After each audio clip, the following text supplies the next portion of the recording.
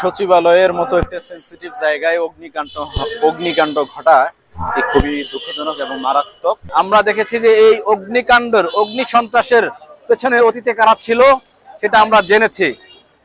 এই অগ্নিকাণ্ডের ঘটনাগুলো বিভিন্ন বিরোধী মতের উপরে চাপানো হতো। সজীব ওয়াজেদ জয় 2 দিন আগে বলল তার বিরুদ্ধে দুর্নীতির কোনো তথ্য কেউ দিতে পারবে না, এবং তারপরে এই দুর্ঘটনা ঘটলো। আমি মনে করি সর্বপ্রথম আইন শৃঙ্খলা বাহিনী সহ স্বরাষ্ট্র উপদেষ্টাকে এই দায়ভার নিতে হবে।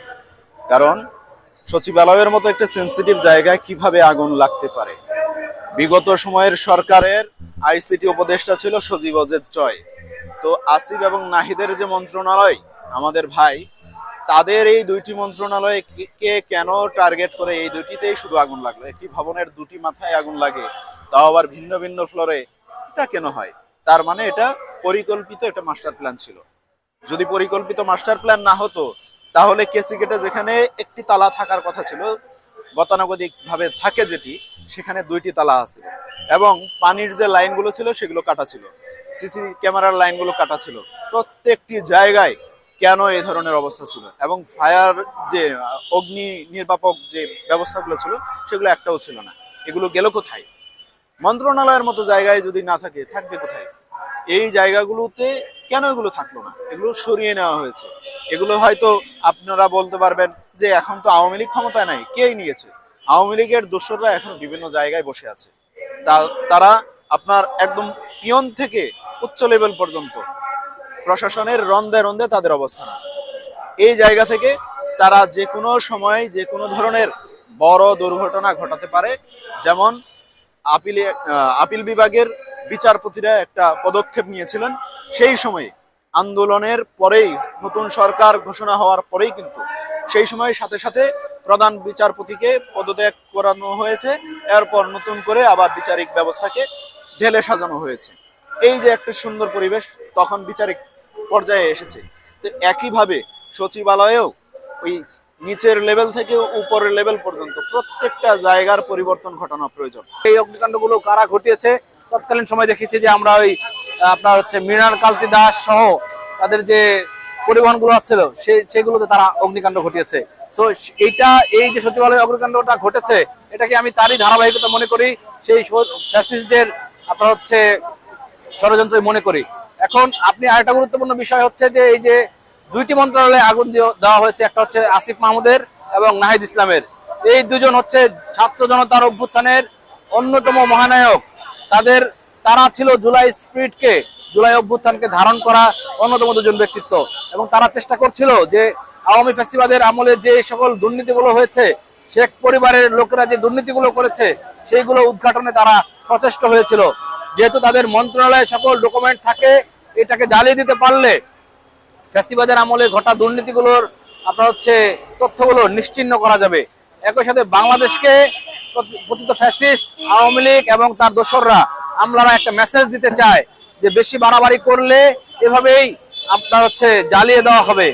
বা হচ্ছে আপনারা দেখছেন যে কিছুদিন ধরেই বিপ্লবে যারা ভূমিকা রেখেছিল তাদেরকে গুম করা হচ্ছে, খুন করা হচ্ছে। কিন্তু আমার দেশের উপদেষ্টারা যাদেরকে আমরা বসিয়েছি তারা কিন্তু সেটা নিয়ে তেমন কোনো কর্ণপাত করছে না। স্বরাষ্ট্র মন্ত্রণালয় কোনোভাবেই ফ্যাসিবাদের দোসর গণহত্যাকারীদেরকে ধরার ব্যাপারে কোনো আগ্রহ আমরা তাদের মধ্যে থেকে দেখতে পাচ্ছি না। একই সাথে এমন কিছু ব্যক্তিদেরকে উপদেষ্টাতে নিয়োগ করা হয়েছে যারা এই আন্দোলনের সাথে সম্পৃক্ত ছিল না, এই আন্দোলনকে সমর্থন যোগায়নি, এবং দেশপ্রেমিক যে একটা ভূমিকা সেটা তাদের মধ্যে ছিল না, কিন্তু তাদেরকেও উপদেষ্টা বানানো হয়েছে। যার ফলেই বাংলাদেশ পুরোপুরি একটা আপনাদের সংকটের মধ্যে পড়েছে, যে সংকটটা আমাদের এখন সকলকে মিলে মোকাবেলা করতে হবে।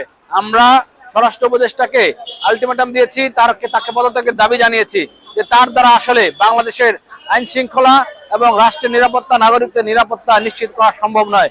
একই সাথে আমরা এই যে আমলারা আছে, এই আমলাদেরকে যারা ফ্যাসিবাদের সময়ে আপনার হচ্ছে তারা সুবিধাভোগী ছিল, ফ্যাসিবাদের আমলে হাসিনার নিয়োগকৃত সচিব হয়েছে, তাদেরকে অতি দ্রুত সময়ে 7 দিনের মধ্যে বহিষ্কার করতে হবে। 1998 সালে সজীব ওয়াজেদ জয়কে গ্রেপ্তার করা হয়েছিল, 1000 কোটি টাকা দুর্নীতির অভিযোগ এনেছিল, এবং তাকে মাতাল অবস্থায় গ্রেপ্তার করা হয়। মাতাল অবস্থায় সে গাড়ি চালাচ্ছিল। আজকে সে বলছে দুর্নীতির চ্যালেঞ্জ করছে, তার বিরুদ্ধে দুর্নীতির কোনো তথ্য পাওয়া যাবে না। তার 16-17 বছরে সে কোনো ঘুষ খায়নি, এবং সে একজন রেমিটেন্স যোদ্ধা, বিদেশে রেমিটেন্স আয় করে করে তার মার কাছে পাঠাইছে। এটাই তো নাকি আমাদের অন্যান্য রেমিটেন্স যোদ্ধারা যেরকম রেমিটেন্স পাঠায়, সজীবদের জয় এরকম উবার চালায়, প্রাইভেট কার চালায়, ট্যাক্সি ড্রাইভার চালায় বাংলাদেশে রেমিটেন্স পাঠাইছে। সে কোনো দুর্নীতি করেনি। তাহলে 2 দিন আগে চ্যালেঞ্জ করার মধ্যে আগুন লাগলো কেন এখানে? এগুলো সহজ বিষয় না। দেখবেন আইসিটি ডিপার্টমেন্টের কোনো মন্ত্রী ছিল না, কিন্তু শেখ হাসিনা নিজেই মন্ত্রী ছিল, আর তার ছেলেকে বানাইছিল এর উপদেষ্টা, এবং কোটি কোটি টাকা হলো এখানে সে বেতন হিসেবে নিছে, কিন্তু দেখাইছে যে কোনো বেতন নেয়নি, এরকম একটা। তো এই দপ্তরে কেন আগুন লাগলো এটা যদি কারো অঙ্ক কষে বুঝাতে হয়, কিন্তু সমস্যা হলো যে এই সরকার তো আওয়ামী লীগের সরকার না, তাহলে আগুন লাগলো কেন? তাই না? ওই সচিবালয়ে তো সাধারণ মানুষ ঢুকতে পারে না, তাহলে আগুন লাগালো কে? আপনি ঢুকতে পারবেন না, আমি ঢুকতে পারবো? ঢুকতে পারবেন না। একবারে নিশ্চিদ্র নিরাপত্তা সচিবালয়ে, তাহলে এখানে কেন আগুন লাগলো? তাহলে যারা ঢুকতে পারে, যাওয়া আসি করে, তারাই আগুন লাগাইছে। তাহলে যারা যাওয়া আসি করে ওদেরকে ধরেন, তাই নয়?